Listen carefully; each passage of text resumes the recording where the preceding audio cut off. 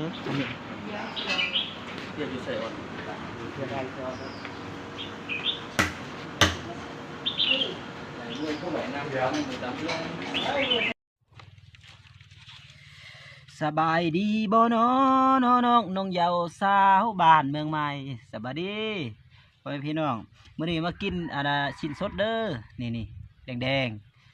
แซ่บๆงามๆมาเพียบนี่เจ้าเพียบนี่ได้แซ่ซีนแล้วนี่เฮ็ดแล้วได้แซ่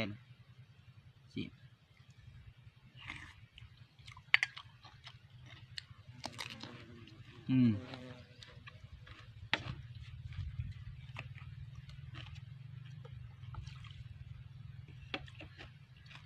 แกะข้าว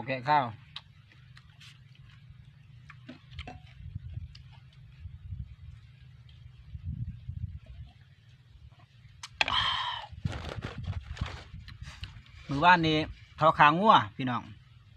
ขางัวอยู่บ้านนั่นแหละงัวเขาลงมาแต่ผู้